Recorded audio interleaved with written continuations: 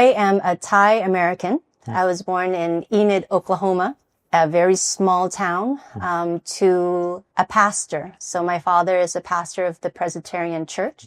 I grew up in America. Once I graduated from my master's degree, I moved to Thailand, where I got into actually the Miss Thailand pageant. So from there, I began acting and modeling, and I ended up in Malaysia, where I became a Muslim 12 years ago. Alhamdulillah. How was your life in regards to faith? What were you believing in? I was born into a religious Christian family. My father is a Presbyterian pastor.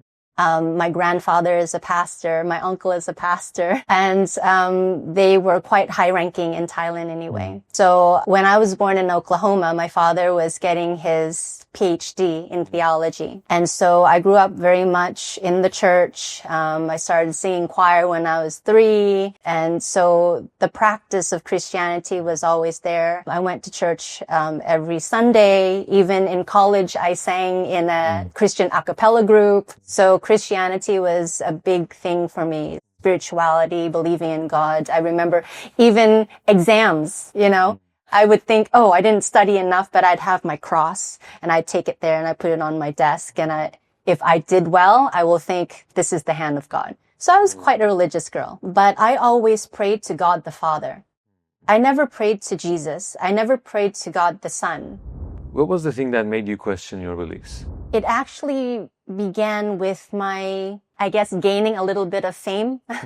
So I have actually been on TV since I was 12. This is a world that is familiar to me. I think my mom liked seeing me blossom and being able to be a little bit outgoing. So when she saw that I could speak more, then I got into kids modeling and this kind of thing.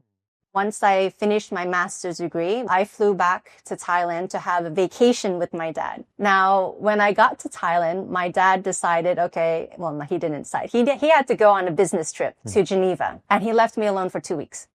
So during this time, there was a advertisement for the Miss Thailand pageant. And I thought, well, this is going to be a free 2-week vacation for me. My dad's gone. I might as well have this, nice vacation. So I went in, I'm not very tall. So I thought, this is not going to happen. I'm just going to go for the free food. But I got to top 5 and I'm thinking, what am I doing? But that opened up a lot of doors. So I finished the pageant, everything, started doing TV commercials. And it was actually the TV commercials that brought me to Malaysia. So I came to Malaysia to do that as well.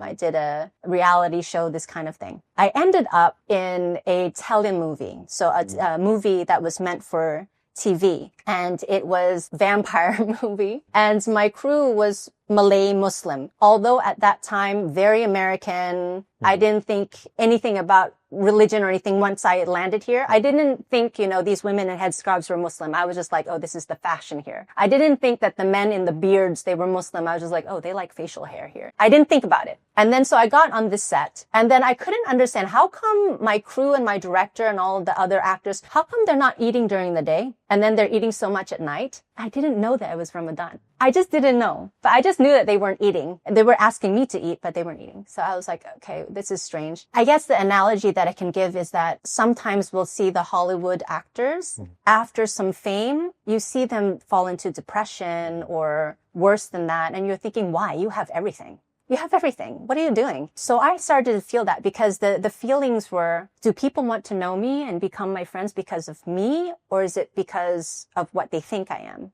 And not only that, because at a certain level of being wanted or being famous, your life becomes very controlled. It looks like you're in control and looks very glamorous, but actually now you're tied to, for example, I was tied to an agency. And so I felt like the agency was just sucking out my soul, I guess you could say. Because if you can imagine, once you're at a certain level, at least in the commercial modeling industry, you wake up in the morning, you go on set, you don't need to comb your hair, no, nothing. You can just roll into set wearing your pajamas if you wanted. As soon as I sit down, someone comes to brush my hair. Someone comes to give me my clothes. Someone comes to do my makeup. Someone comes to give me my food. I don't make any choices to the point where I didn't even know what kind of eggs I like to eat. I didn't even know what kind of haircut I wanted. Even if I had a haircut on set and then the client comes and they're like, oh, we don't really like that hair. They will bring someone from the salon to cut my hair there. So I just felt like I was so empty. Who am I? Who is Aliza? I don't even know anymore. Don't know how to dress myself. I just don't know. So I felt like my life was spiraling and that I was quite empty inside. And I could feel just as though I'm just about to slip into nothingness. And it wasn't that.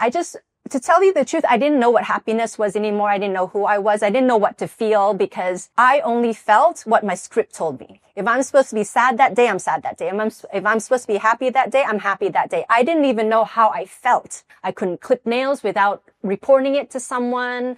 If my skin couldn't get more tan without telling someone, because then the makeup would change, and I couldn't lose or gain 300 grams because my facial features and my body would change. I was enslaved. I was so empty and just so lost.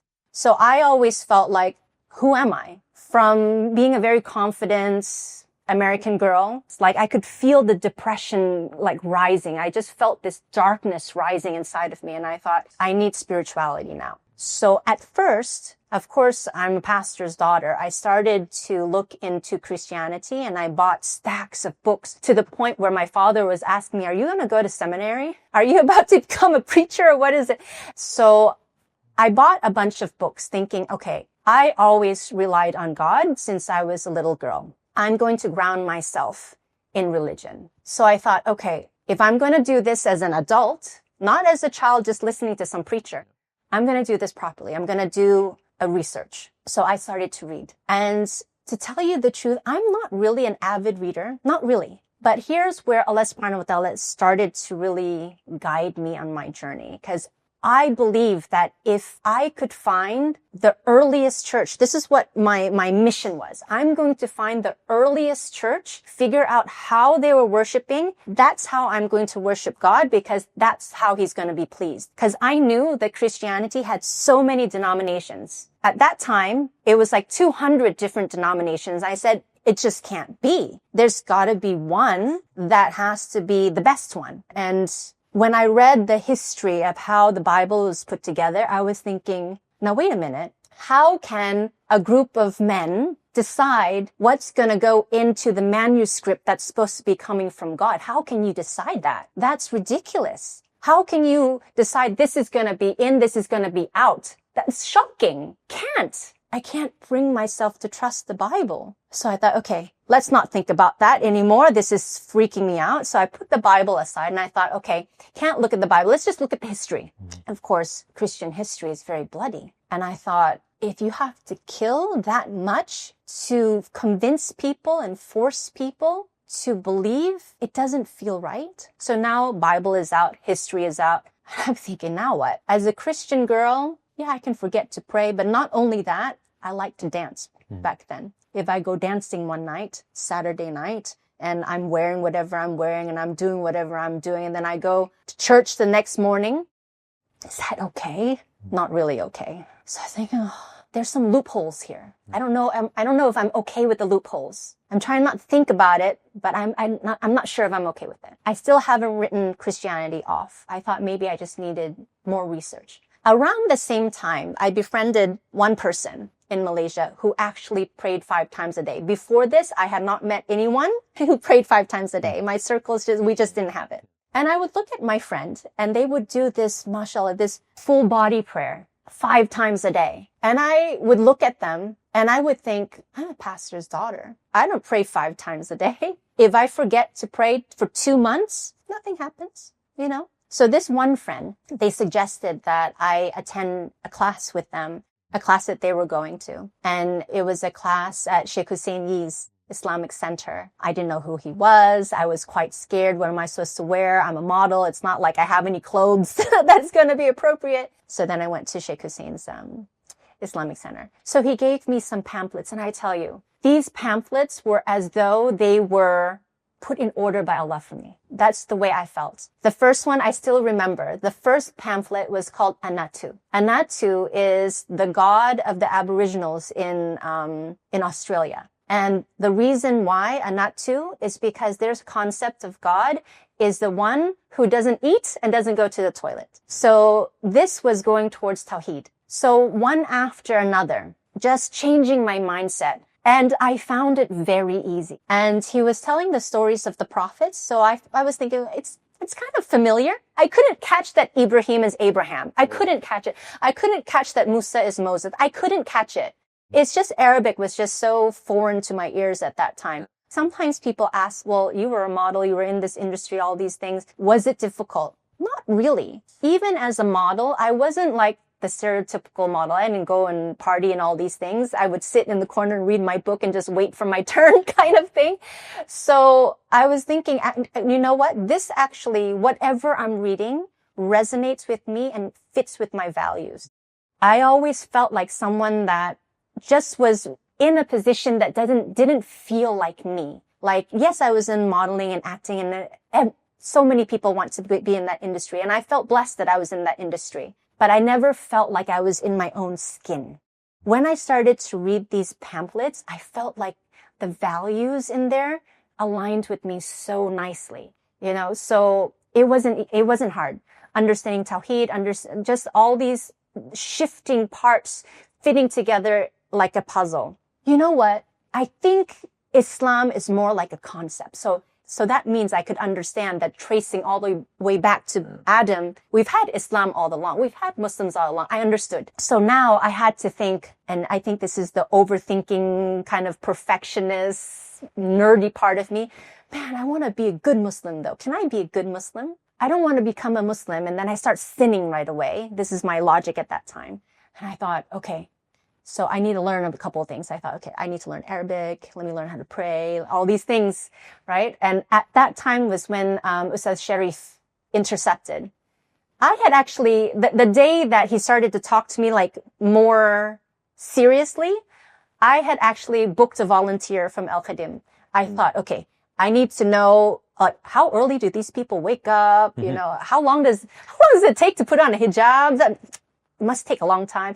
Aren't they hot? And how do they fast? Because at that time I was even skinnier than this. I was like, I'm quite skinny. How are you supposed to fast? And am I going to get sick? So I thought, okay, I'm going to follow a lady for a week. I'm going to go to her house at 5 a.m. and just do whatever she does and just see if I can do it.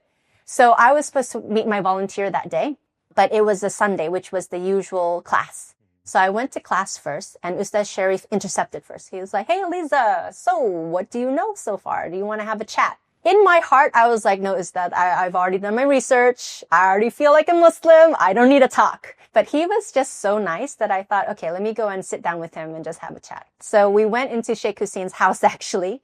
And we sat down and he started to listen to whatever I'm telling you now, actually. And then by the end, he said, hey, Eliza, I think you know quite a lot. I think you should become a Muslim now. And I'm like, I have a volunteer that I'm meeting in like 15 minutes. I think not today.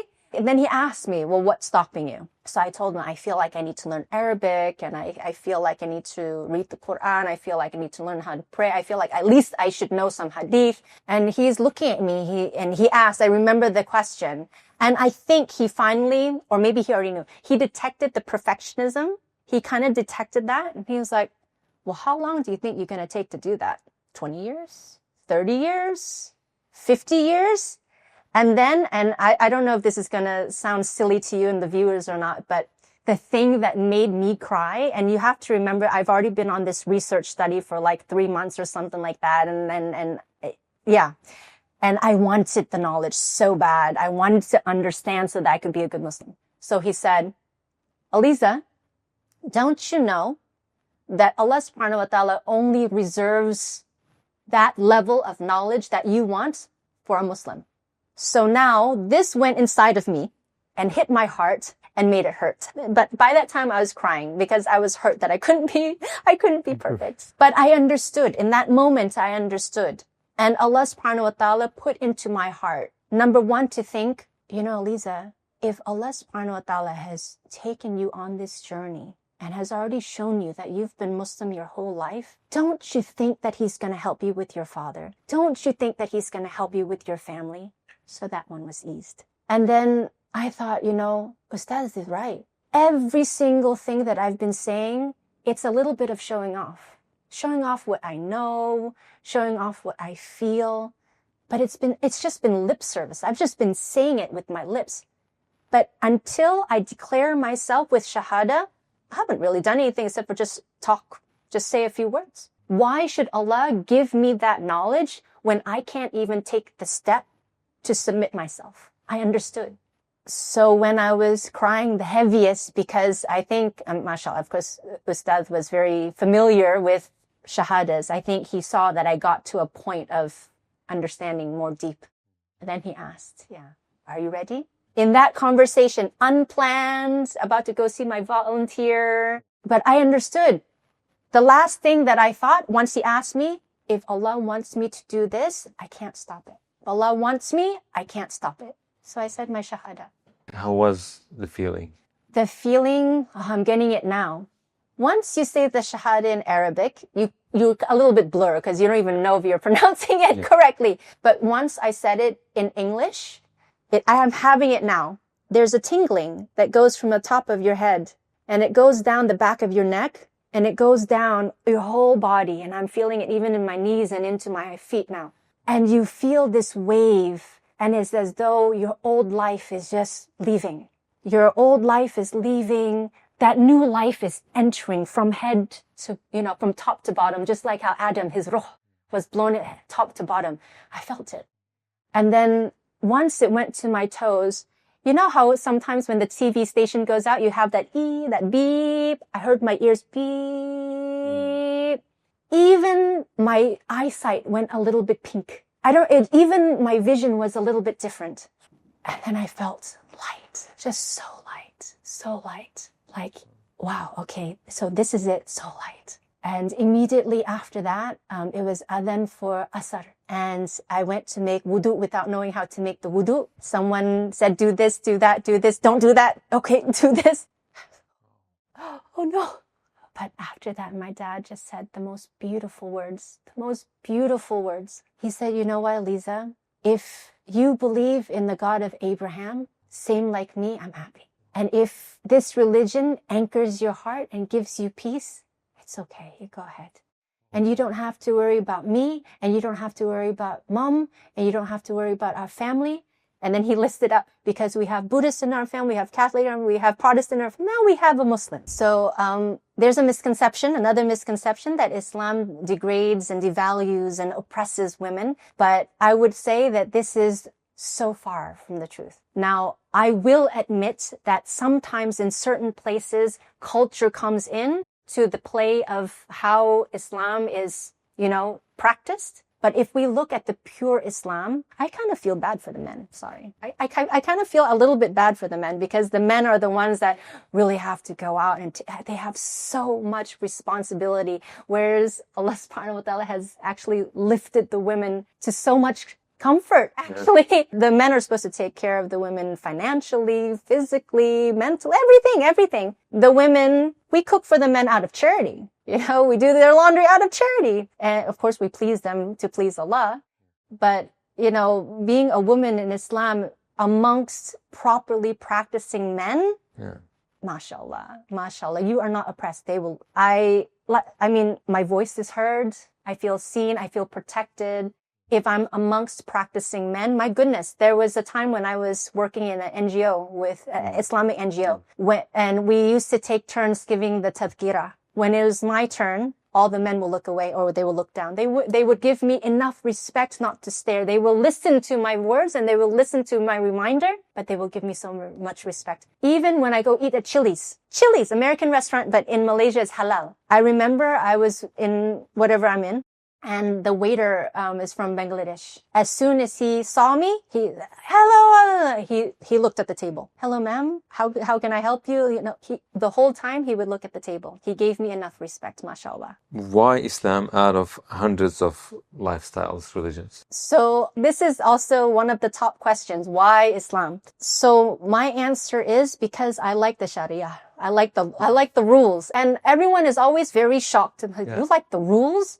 What is that supposed to mean? You like the rules. We don't like the rules, my born Muslim friends. We run away from the rules. What are you talking about? So I said, you know what? having come from that headspace of being so lost and so empty, and having lived the so-called semi-celebrity lifestyle, whatever, I feel the contrast. Really something that you want for yourself? Maybe it is, but there's other ways to be famous. You can be famous with the angels, okay, but you can't see it. You can also be famous because of your goodness. You can be famous because of how righteous you are. If you're telling me that you can be confident in yourself in whatever and looking however, and you can still project your voice, you can still be interesting, you can still be proud of yourself, okay, maybe I'll believe you that. Yeah. Find your self-worth within yourself and study Islam, because Islam is the thing that is going to give you back your honor. Islam is the thing that is going to give your voice back, is going to give your dignity back, is going to make you realize that you're more than clothes, more than hair. Search within yourself and keep looking for those answers, and don't stop until you have them.